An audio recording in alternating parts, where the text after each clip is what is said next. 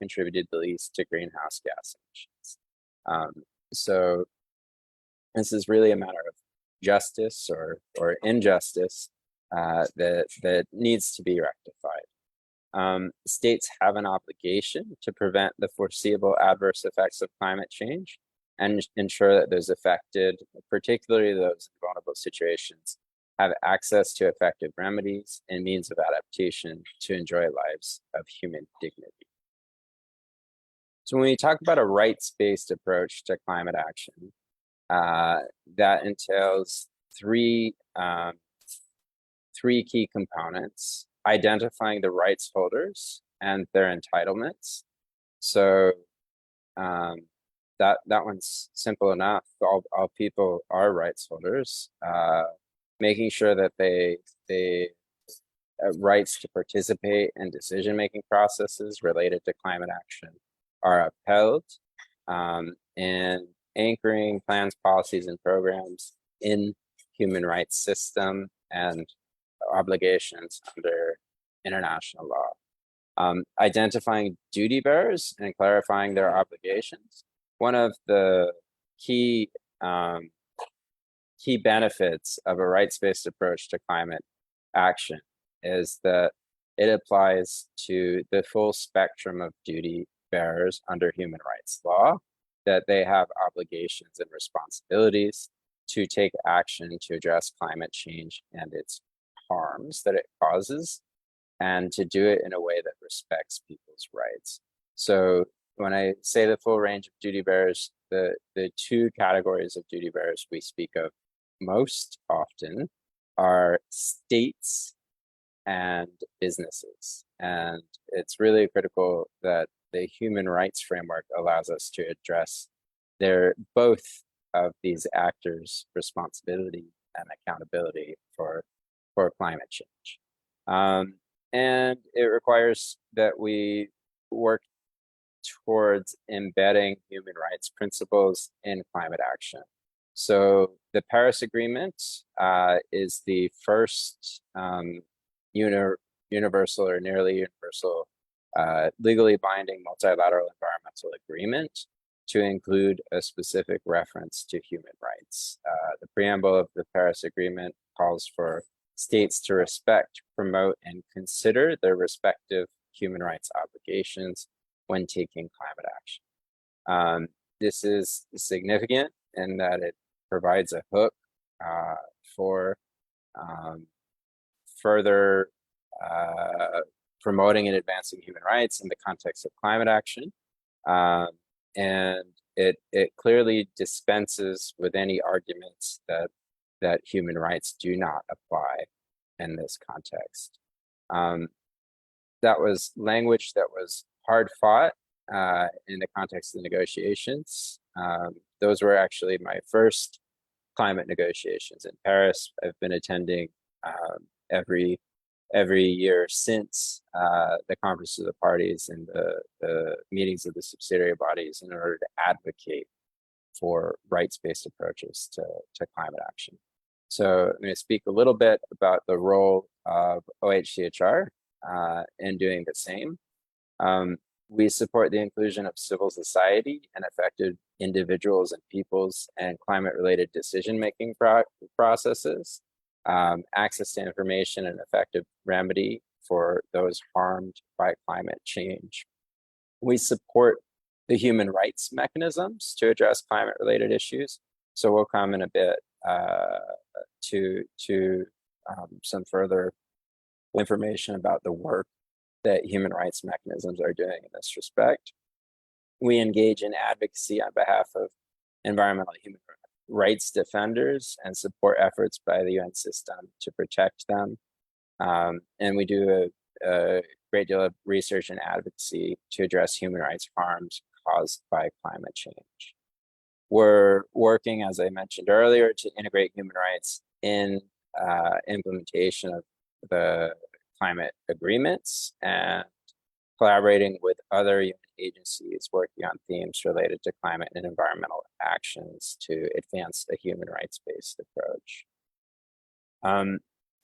The reason that OHCHR started working in the area of climate change is because of the Human Rights Council, which in fact mandated a series of reports on climate change and its impact on human rights, and has had since 2014 an annual resolution on human rights and climate change. And prior to 2014, there were also resolutions, although not annual, dating back all the way to 2008, which have requested the office to address various issues related to human rights and climate change.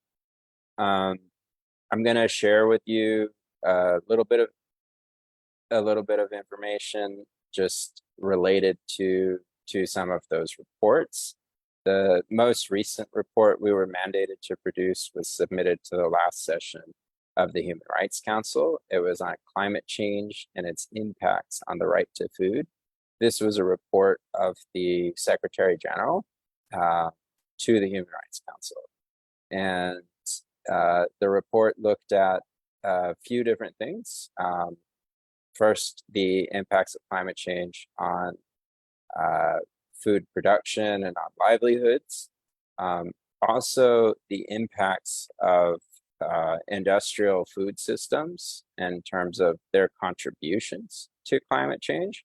So it's important to note that there are issues in terms of the way that we act as well. So potential avenues for climate action that have been proposed and sometimes employed, including things outside of the food system that may interfere with the production of food, like the production of biofuel, also have human rights risks, right? So part of what we do is not just look at the impacts of climate change on rights, but also look at how to shape climate action in a way that it respects rights. I'm going to share with you a bit of information about several of the previous reports. I'm not going to go into too much detail, but really just want to highlight that there is a broad body of work that we've been asked to produce by the Human Rights Council on climate change. So in 2022, we submitted a report on climate change and the rights of persons in vulnerable situations to the council. This looked at essentially how climate change disproportionately impacts people in vulnerable situations owing to factors including geography, poverty, gender, age, indigenous or minority status, national or social origin, birth or other status, and disability. The report before that was on climate change and the rights of older persons, looking at how older persons may often be disproportionately affected by climate change. But I think the important thing, and I could have mentioned that on the previous slide as well, or should have, is that we also look at the role that people in vulnerable situations can play in advancing effective climate action. The role, for example, of indigenous people's knowledge in supporting mitigation and adaptation, the importance of empowerment of people through rights-based approaches, ensuring that their participation, access to information, and access to justice, that those rights can be exercised in order that we can achieve more effective climate action. And along those lines, I want to highlight that the last assessment report of the Intergovernmental Panel on Climate Change affirmed that rights-based approaches, participatory and inclusive ones, ones grounded in equity and climate justice, lead to more effective and sustainable outcomes. So this has been an underlying theme of really all of the work that we've done in this area, that it's critical that we hear the voices of the people most affected that we ensure their rights to participation, access to information, and access to justice. And only by doing so are we going to achieve the kind of change that we need to address the climate crisis. So we've done as well a report on climate change and the rights of persons with disabilities, one on gender responsive climate action. Before that, there were reports on migrants, reports on the rights of children, reports on health. I'll share, I think the file was too large. I tried to send it through earlier, but I'll share the presentation or the resources for those who are interested in learning more. You'll see here, on the slides, we've got both the resolution and the link to the study, and then a link to some infographics and smaller briefing notes on the subject matter. Each of these reports that the Human Rights Council has mandated, they've also, along with the reports, requested panel discussions, which are held at the Human Rights Council when it's in session, and summary reports to those panel discussions. So there's really a wide body of work which we've been doing in this area now for many years. That work has informed our key messages on human rights and climate change. This is just another resource which again I'll share the links so those are available for those interested in more information. But I want to say, in terms of the core of climate action, right? What we're talking about, there's mitigation, there's adaptation, there's loss and damage, and then there's international cooperation and means of implementation, right? So with respect to mitigation, there is an obligation to reduce climate emissions as quickly as possible in order to prevent future harms, right? That is an obligation under human rights law, and overall ambition and mitigation have been priorities of OHCHR for many years. We were actually the only UN entity before Paris to be pushing the 1.5 degree target. So we were part of, and our work helped inform the advocacy of the High Ambition Coalition, the Climate Vulnerable Forum, Pacific Island states, and others who are pushing for that 1.5 or even more ambitious target, because we've always treated ambition as a matter of human rights obligation. Adaptation, which the earlier presenter emphasized, is so important for Nepal, is also critical, right? And adaptation, we're talking about really what is an obligation to ensure that the people most at risk from climate change have the resources and capacity to live lives of human dignity in spite of the potential impacts or ongoing impacts of climate change, to give them the tools they need to ameliorate those impacts. But we know from the IPCC that, in fact, there are limits to adaptation. And we know from being here today, from observing reality, that there is loss and damage caused by climate change that couldn't be avoided through mitigation, couldn't be prevented through adaptation. And so loss and damage we treat as an issue of access to justice, right? All people have a right to access justice and effective remedies.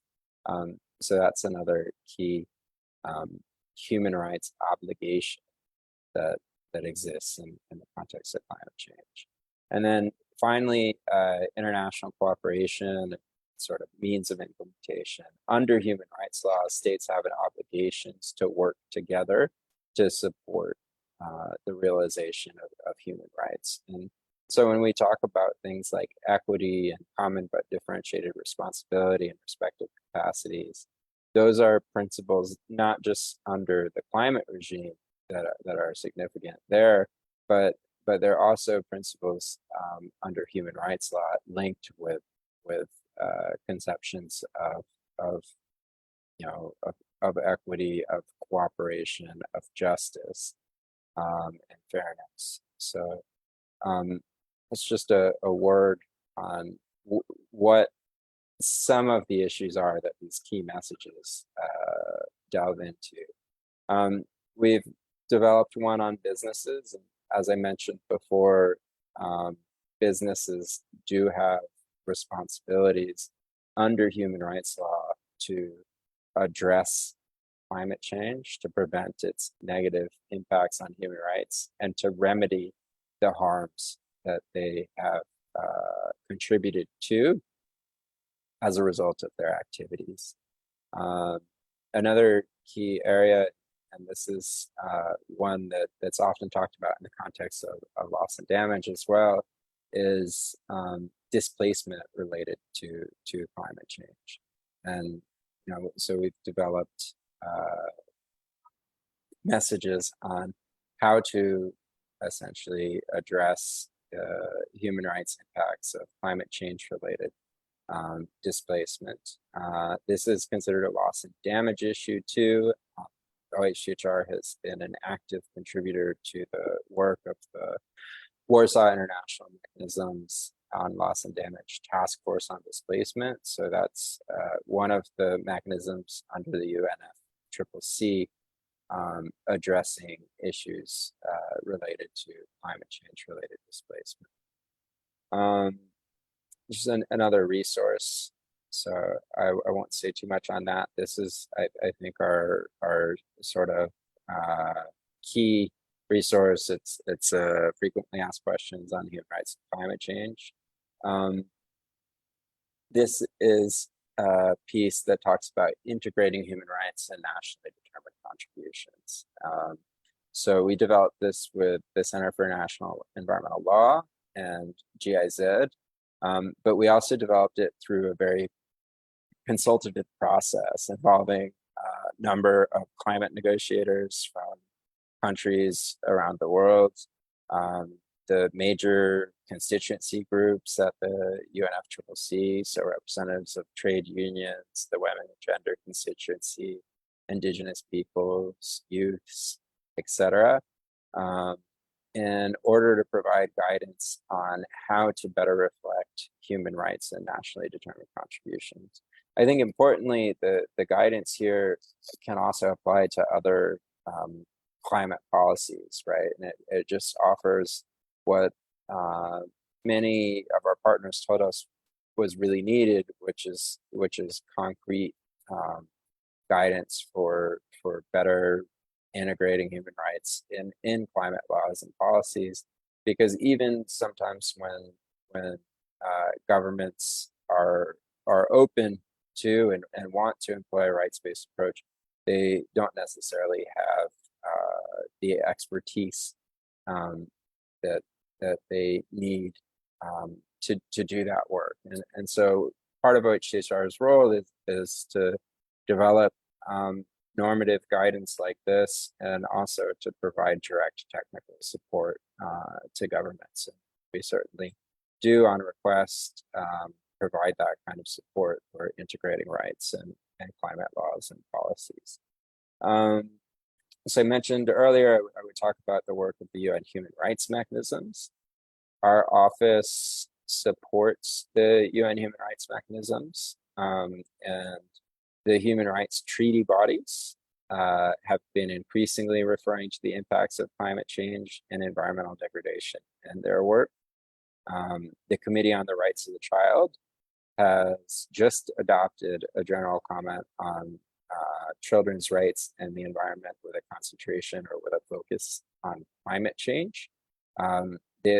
This was in fact so recently adopted that we are still waiting for its publication. It's being edited and translated now, but it's a really exciting development that it's the first general comment of a human rights treaty body that explicitly addresses and recognizes the right to a clean, healthy, and sustainable environment. And it states very clearly that all children have the right to a clean, healthy, and sustainable environment.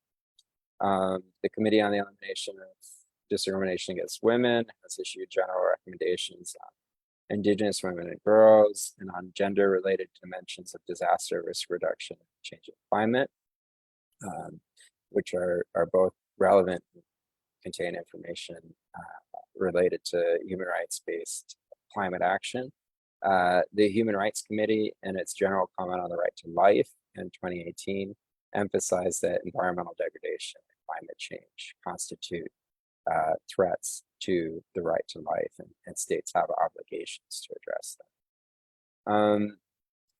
There have been a number of cases related to human rights and climate change brought to the human rights treaty bodies as well. So, a petition in one case by family from Kiribati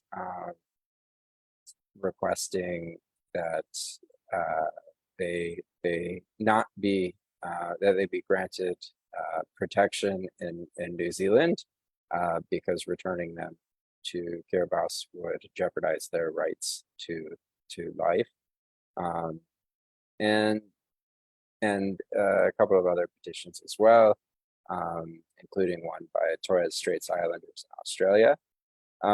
In these decisions, the human rights treaty bodies have made clear that there are human rights obligations related to climate change that can apply to the particular situations of individuals affected by climate change.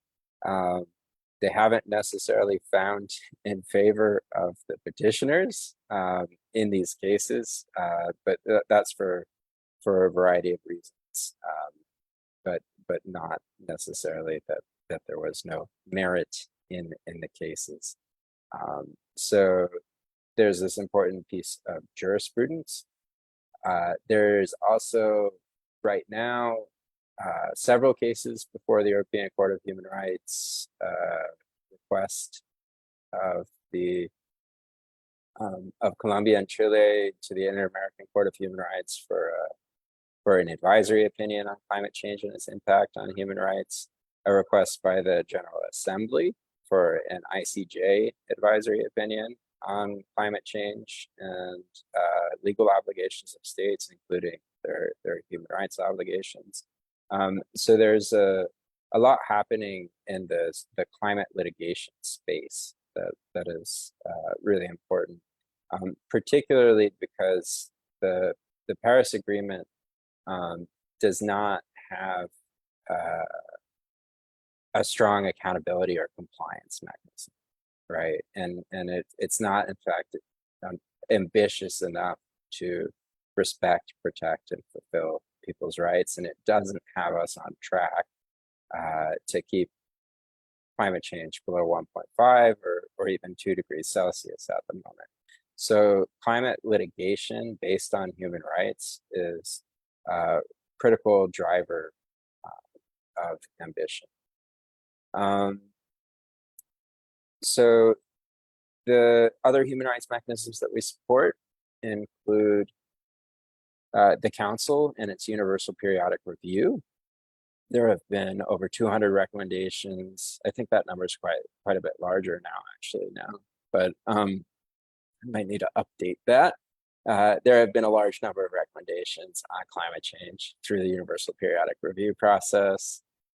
The special procedures of the Human Rights Council have done a tremendous amount of work and reporting on human rights impacts of climate change. So the obvious ones are the Special Rapporteur on the promotion and protection of human rights in the context of climate change.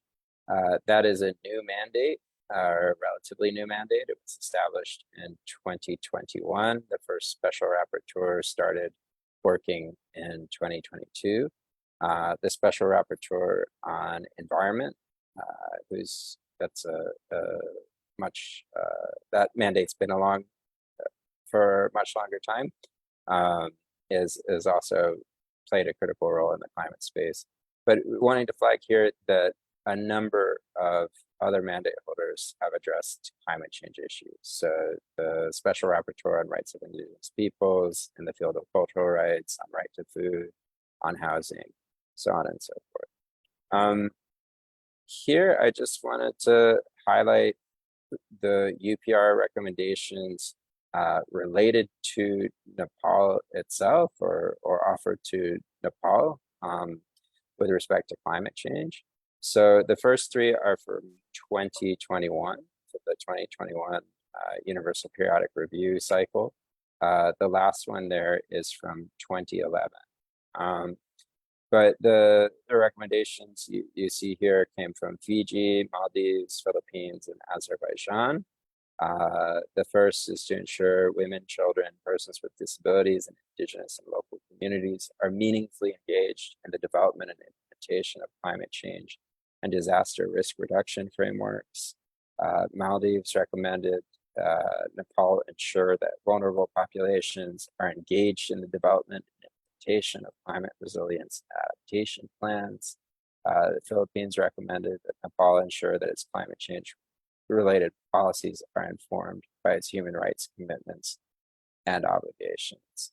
And finally, Azerbaijan, that efforts be sped up to reduce poverty and employment in the country and seek broader international cooperation to deal with the threats posed by climate change. So it's interesting to see that there's an increasing volume of attention being paid to human rights in the context of the Universal Periodic Review process. And I thought it would be worth highlighting to you the specific recommendations that have been made related to Nepal. Finally, and I've only got a couple more slides here. I'm sorry if I've gone a bit long, but I'll be wrapping up. The role of national human rights institutions. We work and have for many years with a number of national human rights institutions individually, as well as with the Global Alliance for National Human Rights Institutions, which has addressed one of its recent annual conferences focused specifically on climate change. GONRI recently established a caucus of national human rights institutions working on climate change, and was recently accredited to the UNFCCC.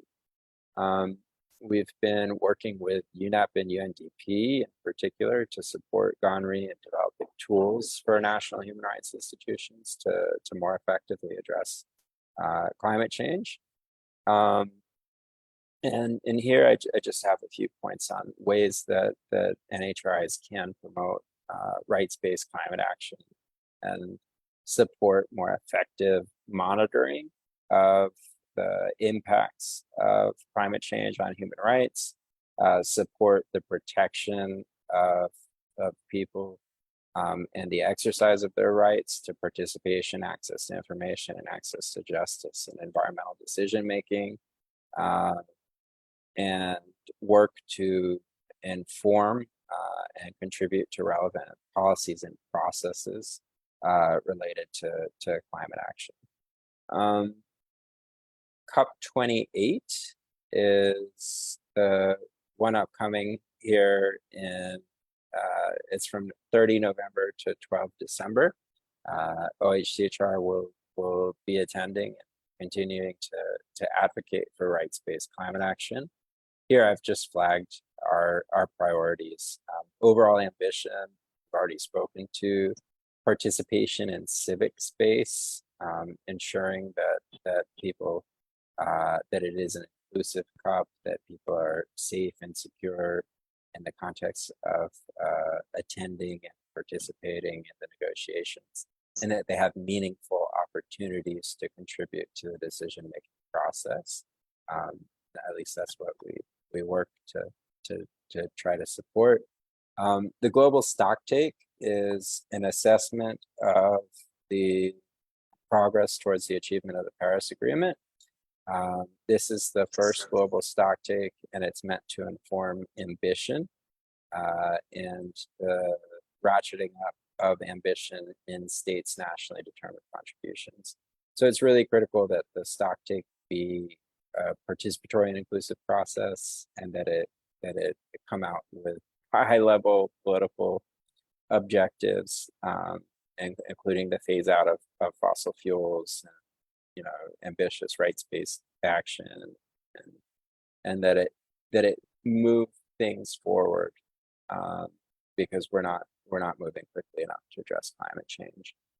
Loss and damage, I think I spoke to this previously as well.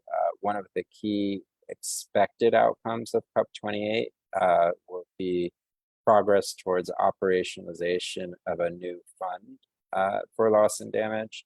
And there we want to ensure that that funding is available and accessible to rights holders and actually benefits the people most affected by climate change. Article 6.4 deals with issues related to carbon markets, the potential sale and transfer of carbon removals or offsets. And it's really critical that any work in this area does not go forward until there's in place environmental and social safeguards, consultative processes, and a mechanism, an independent mechanism for redress. And so this is another one of the priorities that we've been advocating with respect to a just transition.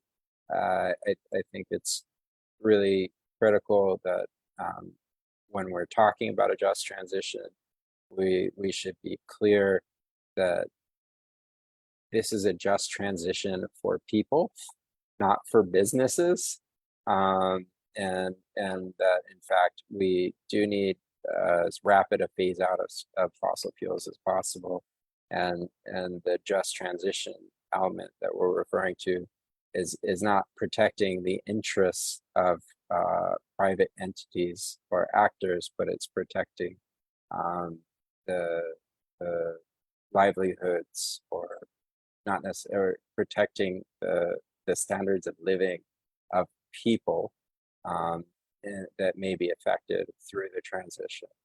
And then adaptation. There's ongoing negotiations related to the global goal on adaptation. So I'll stop there. Thank you for bearing with me if I was a bit long. Be looking forward to our discussion. Okay, thank you very much, Benjamin, for your very much comprehensive presentation.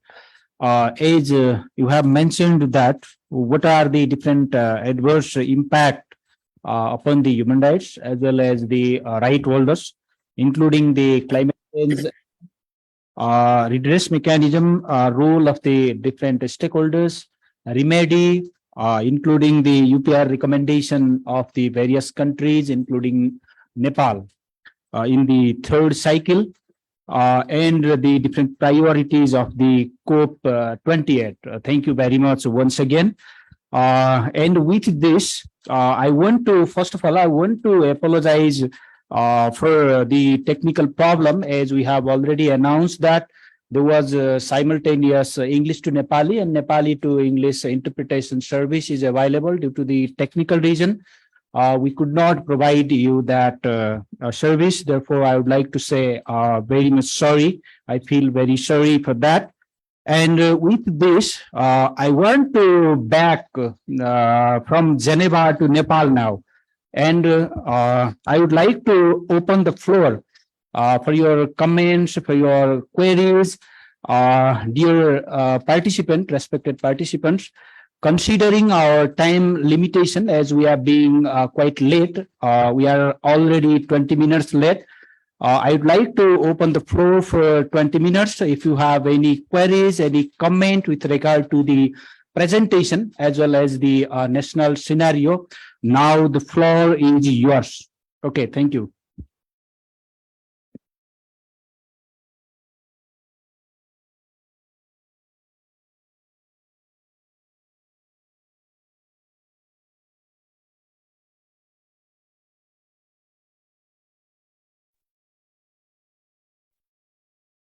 Welcome to Nature Conservation Society. I am Mr. Kumar Katwal. Air pollution and water pollution, big of the whole problem. How to solve the Nature Conservation Society? Thank you.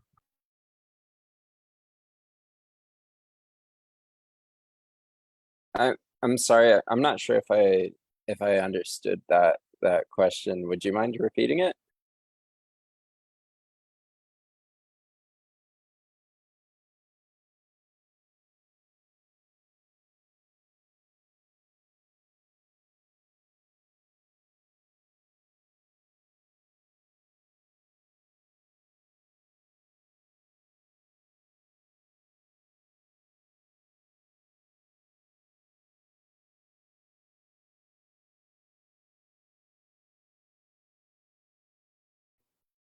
I think he's muted.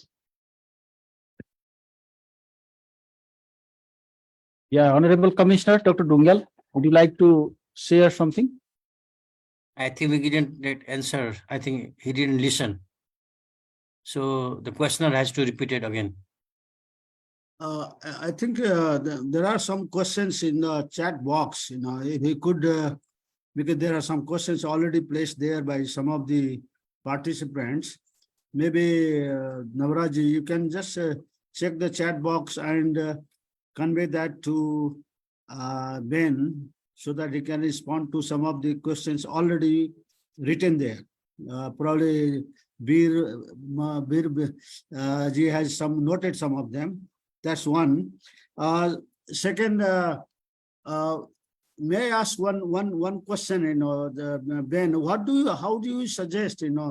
That what kind of collaboration that OSCHR has with some of the countries with regard to addressing this climate change issue from human rights based approach perspective, and can you suggest some ways and kind of probably in future maybe our National Human Rights Commission Nepal together with the Ministry of Environment, as our Joint Secretary senior member is there already, who has shown keen interest to work with the National Human Rights Commission, and in this purpose to have a kind of triangular, a collaborative approach, so that OSHR's this jurisprudential or human rights perspective input could be added to the efforts, joint efforts of Nepal government in collaboration with the NHRC. Did you get the question? Yeah, Okay. I think so. And feel free to, if I miss something, feel free to give me a nudge and remind me. So, I mean, I think in terms of the support and that we offer and potential opportunities for collaboration, we work with a number of governments. It's on the basis, the governments and other stakeholders, including national human rights institutions, right? And it's really on request, because we, in fact, we can't help somebody if they don't want our if they don't want our help. But in the past, I mean, we've done provided feedback on national laws and policies for different governments with respect to integrating rights. In those national laws and policies, we've developed tools for national human rights institutions. We do at a minimum things like this, right, which is a kind of capacity building, awareness raising, sharing of information. But we're really happy to explore ways that we can collaborate and work together. And I think the other thing that's really useful is that that collaboration is often and should ideally be multi-directional, in the sense that we have a lot to learn from governments and other actors trying to implement the rights-based approaches in their respective jurisdictions or localities. So I think, you know, we also have a lot to learn. I was sharing with you regarding the potential role or role of NHRIs in addressing climate change.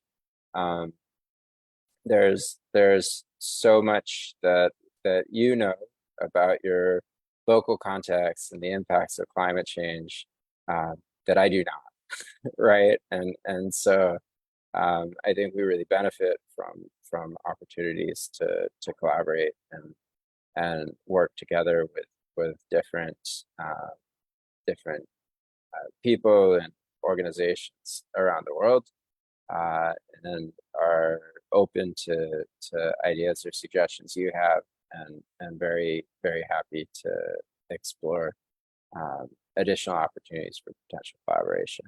But at a sort of, I mean, the kinds of things we've done in the past, workshops, providing technical support or inputs.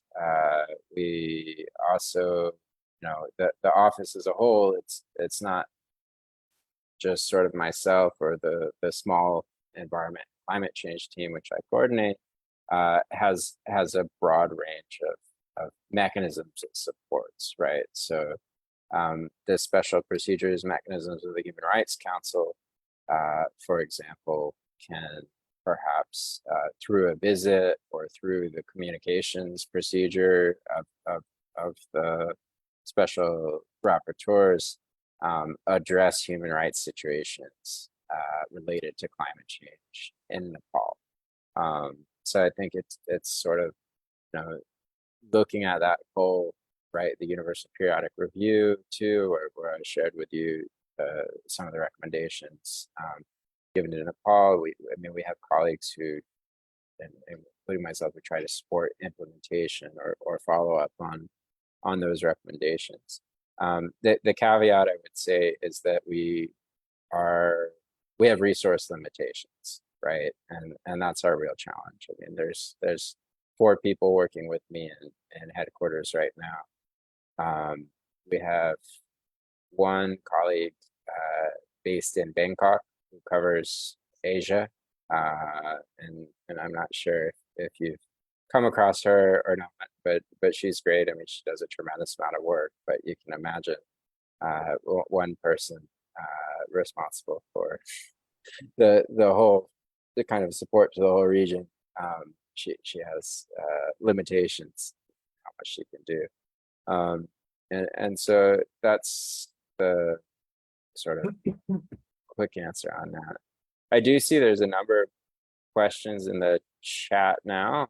I don't know if you'd like me to jump right to trying to answer those, or first to hear. There's a hand up, at least one hand up first to hear questions. I'm I think one hand, up, Mr. Prakash Mani Sharma has his hands raised already. I think, yeah, I see. Yes, I raised my hand and I wrote in the comment box. So maybe Mr. Ben can address that issues, my queries. I'll be highly appreciate. Great. Would you mind just repeating it? Sure. The question, because yeah, perfect. Go ahead. So my questions are like, you mentioned that in COP28, the priority of the OSCHR is a global goal on adaptation. But my question is that what about global goal on mitigation and reducing the emission? What is your focus? And similarly, I see a lot of priorities are given an adaptation when loss and damage is very much related to with the people's human rights, many human rights, as you mentioned earlier. So how we are tackling, how OSCR is tackling that issue, because there are a lot of damages happening in the countries like ours, and there is no support system. That is another question. And what was that? And I think global warming is also related with the behavioral aspects of the people from the developed countries. Have anything done on that, or any thought on that? unless we reduce emission, I think it's just talking about, climate change and climate justice. Thank you. Yeah, no, absolutely. Thank you, Prakash. So overall ambition is one of the priorities I shared with you, and that certainly covers the global goal on mitigation and is meant to. It is really the first thing that we usually talk about. I mentioned OHCHR was the only UN entity supporting 1.5 or an even more ambitious target in the lead up to Paris. The work I shared with you related to integrating human rights and nationally determined contributions, that toolkit focuses on and really starts with ambition. Absolutely, we have to reduce emissions. We have to phase out fossil fuels. The piece on the global stocktake as well, I mean, that's really about, right, the global stocktake is meant to be the ambition mechanism for the Paris Agreement. So getting the stocktake right, making sure that it highlights clearly how badly, unfortunately, the international community is failing right now and achieving its climate objectives, and how substantial the human rights impacts of that failure are, is part of what's needed to inform the next round of nationally determined contributions, right? To inform the level of ambition in those nationally determined contributions. With respect to the behavioral changes needed in developed countries, absolutely. Look, I think that one of the primary problems that we have is, right, a matter of distribution of resources, a matter of unsustainable consumption by elites. It's not, I mean, it's certainly the case that developed countries have contributed far more to this problem than developing countries. And that's why why common but differentiated responsibility and respective capacities is such an important principle within the Paris Agreement. And we are, when we're talking about international cooperation and means of implementation, constantly emphasizing and advocating that there needs to be higher ambition in terms of the development assistance, technology transfer, capacity building, and finance that is being directed towards addressing the climate crisis. So I think that all of those things are really critical pieces of the puzzle. Individual consumer behavior is quite challenging to address in many ways. I'd love, the office is prioritizing what we call the human rights economy right now. We're doing a lot of work in this area, and I would love to see a world where budgets and tax systems were oriented around advancing human rights rather than responsive to lobbying and special interests.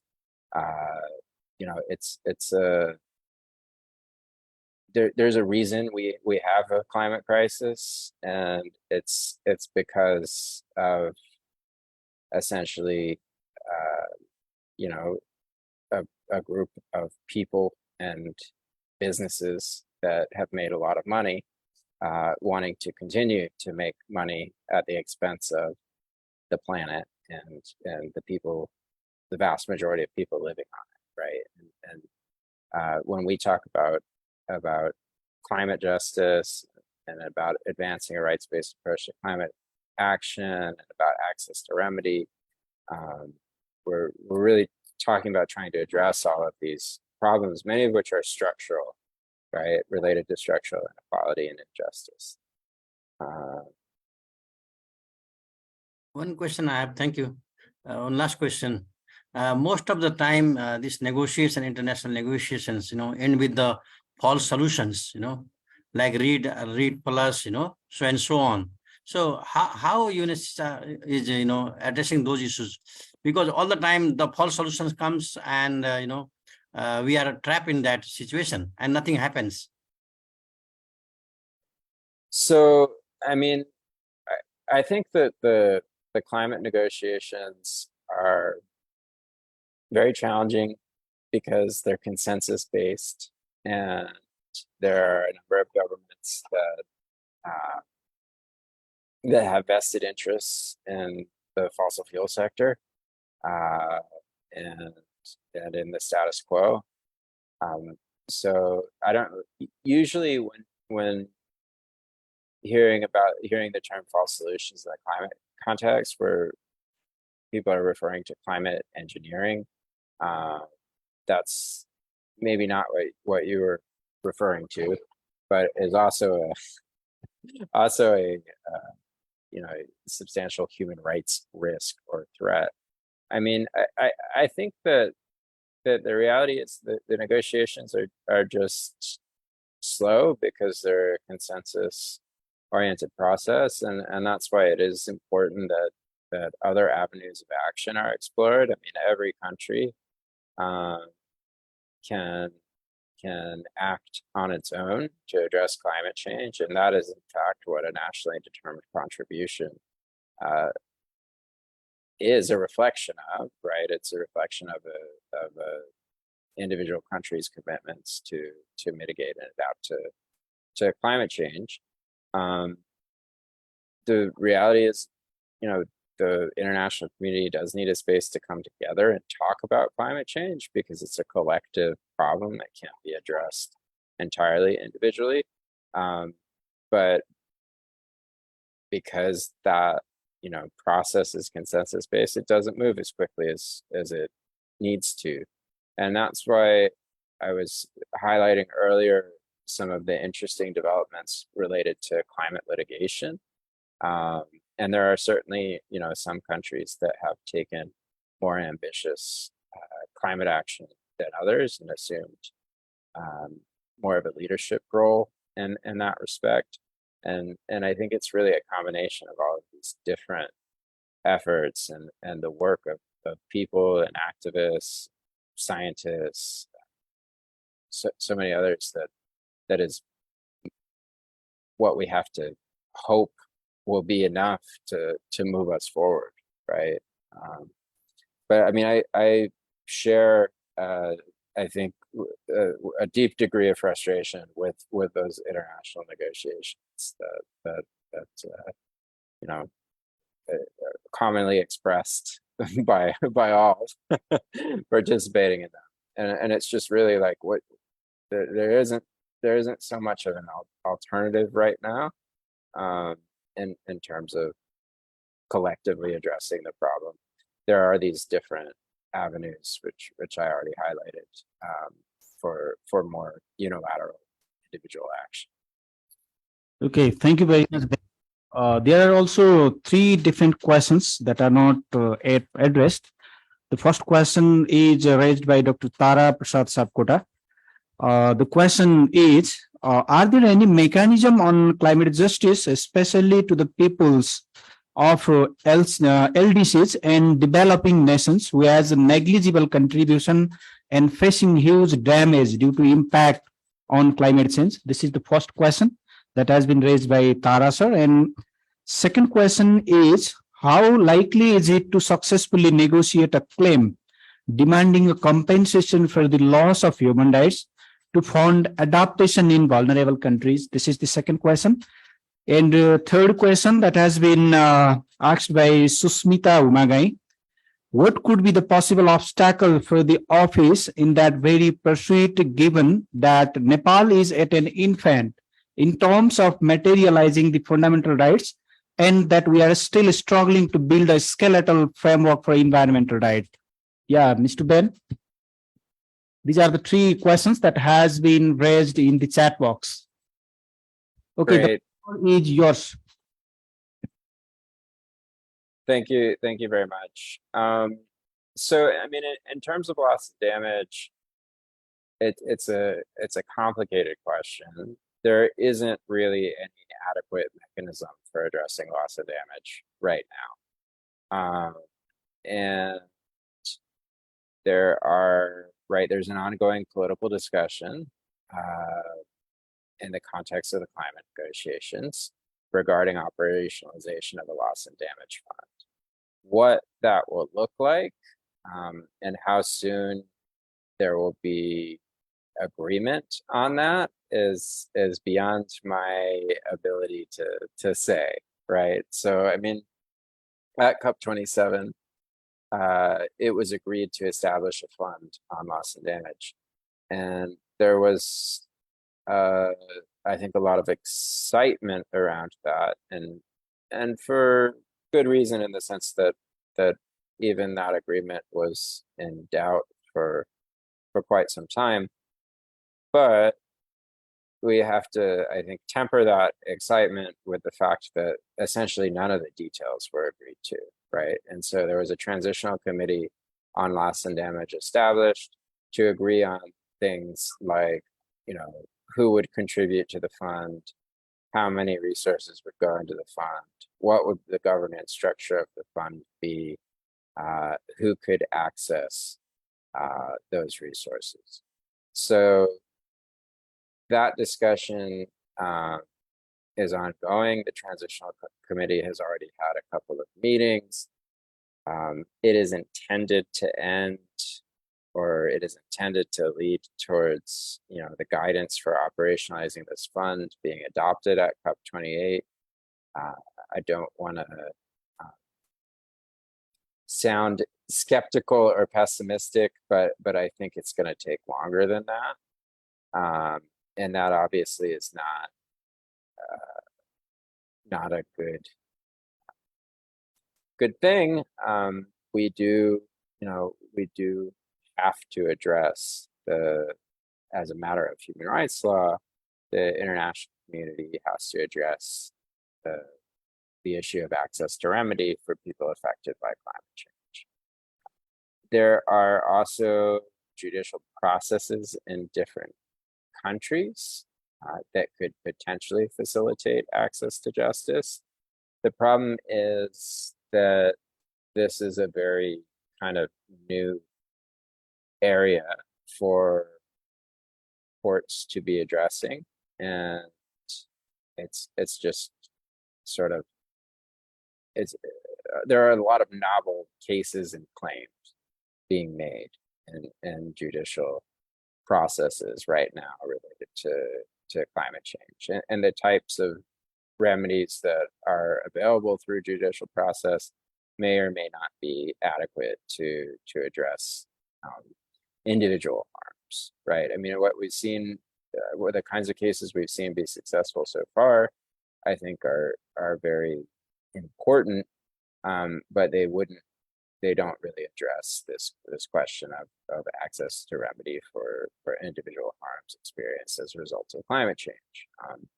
So for example, Urgenda v.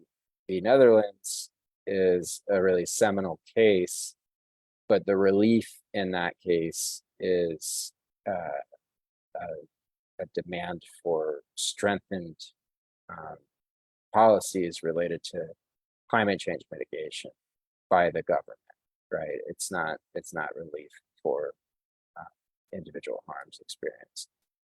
So I think we're a ways away from having in place potentially the structures needed to address that. The ICJ advisory opinion I mentioned earlier, as well as the Inter-American Court advisory opinion, may offer useful guidance in terms of how to address the legal obligations of states and other actors in the context of climate change. And it's possible for national I mean, it's possible to set up mechanisms, right? It's just and to draft laws and policies that create mechanisms for ensuring access to justice in these cases. But it's a very complicated area. And then there was a question. I think hopefully I've addressed those first two questions. If I missed something, please just remind me. And then the last question, which related to sort of how do we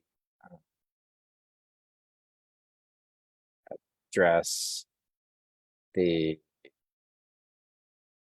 fact that that different governance structures are not necessarily as strong as they need to be. I mean, in terms of our work in Nepal specifically, the office used to have a presence in Nepal, and we don't any longer.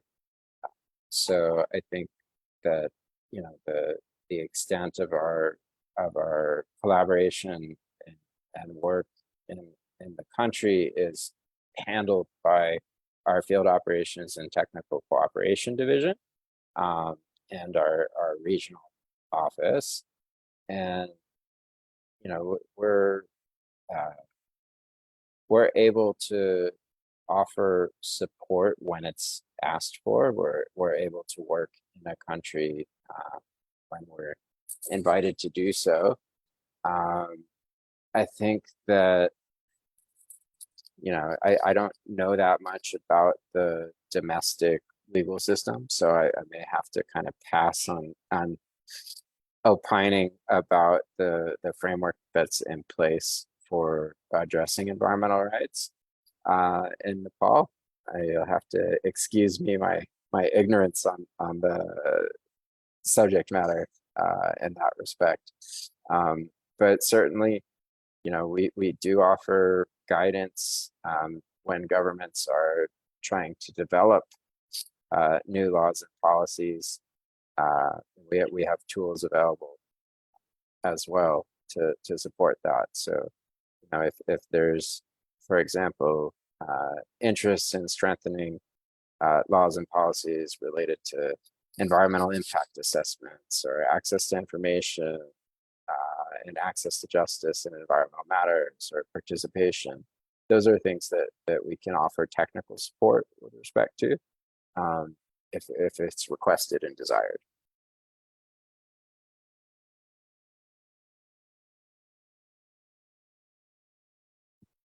Okay, thank you once again, Mr. Benjamin. And finally, I think there is one question by Dr. Emu Kafle. The question reads as, right now we are facing many environmental issues related to climate change in Nepal. However, as we lack research, we are unable to point out the degree of vulnerability and the exact location within Nepal. I think this is just a comment rather than a question. With this, I think we have to go for the conclusion of the session. Finally, I would like to thank you all for your support, including the NHRC chairperson, commissioner, acting secretary, including all my colleagues, and Ministry of Forest and Environment, especially Dr. Paudel and Mr. Ben from OHCHR. And now I have the honor to request Honorable Tapa Bahadur Magar, the chairperson of National Human Rights Commission of Nepal, to kindly deliver the closing remarks. Thank you.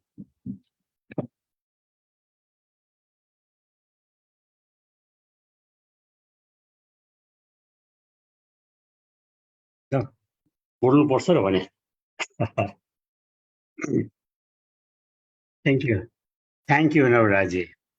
And honorable members of the NHRC, and acting secretary, and all the participants of this program, and also paper presenter Ben Shachatra, Benjamin Shachatra, and Dr. Buddhishagar ji.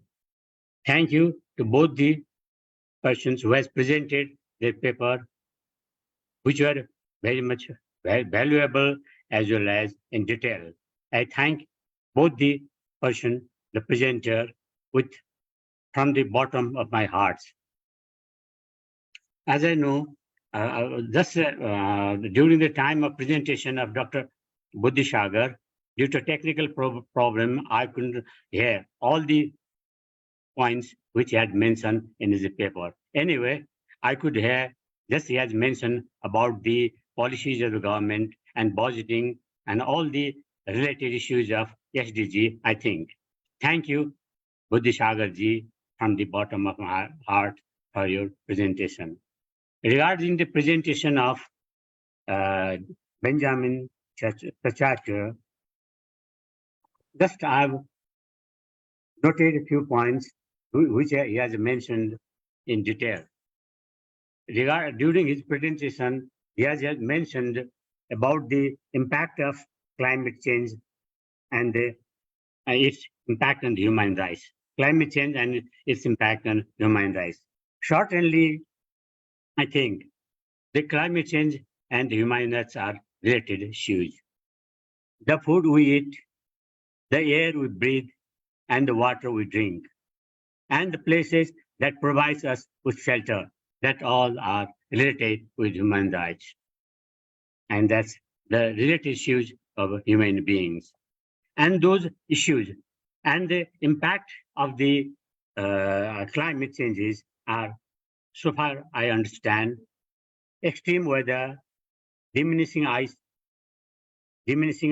sea ice, year after year of recording breaking warmth, drought, fires, stressed ecosystem.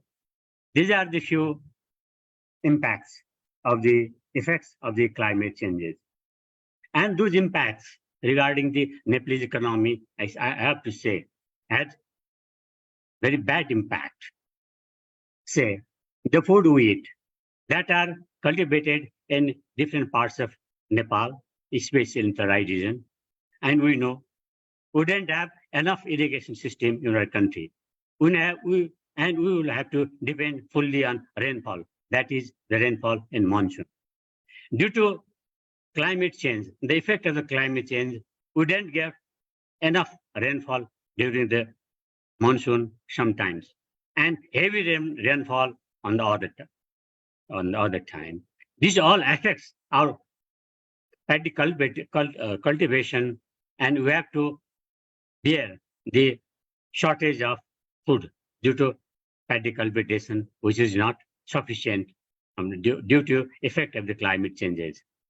Those are the issues directly related to human rights and the climate changes. Another thing, the air we breathe, the air we are breathing daily, that is affected by the climate changes. We know we have the dawning, there are several vehicles, and due to their making the pollution, the climate change has been affected, and that has affected the life of the people living in the country. And we have not been able to get relief from the effect of the climate changes. Regarding the water we drink, we have the project water supply from the Melamchi River. And due to the effect of climate change, or rather to say, due to the effect of the flood, that has been stopped, and we are not getting sufficient water from the Melamchi River. This is the effect of climate change and the human rights. Similarly, the places that provide with us shelter, that has also been highly affected by the change of the climate, so to say. During the time of monsoon, the vulnerable people who are living in the high altitude, or say in the hilly regions, they get affected by the landslides also storm, floods, and many in every monsoon. Just we have to bear. We have to hear the news of landslides and killing of the people by flood, landslide, and so and so. These are the effects done by the climate changes in our country. But we have not been and to save the people from the effect of the climate change due to the our country's economy and so to say other factors also. I would like to thank you, Benjamin. Just you have mentioned about the Human Rights Council resolution and human rights. Similarly, you have mentioned climate change and the right of the persons in the vulnerable situations. Similarly, climate change and the right of the older person, gender responsive climate action. Key messages: human rights and the climate change and the human rights and climate change of the OSCHR. Just you mentioned essential obligation and responsibilities of states and other duty bearers and their implication for climate changes related agreements, policies, and actions. You have mentioned these issues, the view of the key messages of OSCR. Yes, these are the key issues. We have to, our government have to pay, have to listen and make the policies and agreements and actions for to save the people from the effects of the climate change. I think thanks for your suggestion given in these issues. Similarly, you have also said the work of UN human rights mechanism on climate change. Regarding these points also you have mentioned, you have shed lights on these issues too. Also you said about the UPR recommendation including Nepal, the role of NSRIs. This is more important for us. You have mentioned many points, but I have noted, just you have mentioned protection of human rights defenders who faces abuse, threat, and harassment for their work. There are different works. For this, we have to, NSRI has to take action to those who harass the human rights defender who are facing abuse, threat, and harassments. These are the points, they are the issues we have to take care of. We have to take note of that issues. And very thank you for the questions, for the answers. Our participation has raised many queries, and I hope you have satisfied them. They are satisfied with your answer in the questions which they have raised after your presentation and after the participation in this program. I thank you very much from the bottom of our heart, and I hope even in future you will cooperate us and join in our program and give lectures in different issues. Thank you very much to all the persons who has participated in this program and also presented the paper. Thank you very much. And with this, my short remark, I think I should end the program. I should close the program. Thank you once again. Thank you, Ben. Thank you, Ben. Okay. Thank Bye. you. Thank you. Thank you Thanks so a lot. much. Thanks a My lot. pleasure to join you. Yeah. Have a good one. Thank you. Thank you. Thank so you. much. Bye. Dhanyavad. Everybody, thank you. How to Dhanyavad. problem solve the agriculture problem for the disease this program. How to agriculture, this is my farm. Now I study. Please, how to fast climate change problem for the agriculture. And for the less for the hops plant for the loss, how to fast climate change problem solve plantation hops plantation any problem, how to this meeting today our conclusion. Thank you. Navraji, thank you very much. Our close gare hola. Thank you very much. It was, I think, a very good program. Okay, thank you. Thank you all. Hmm.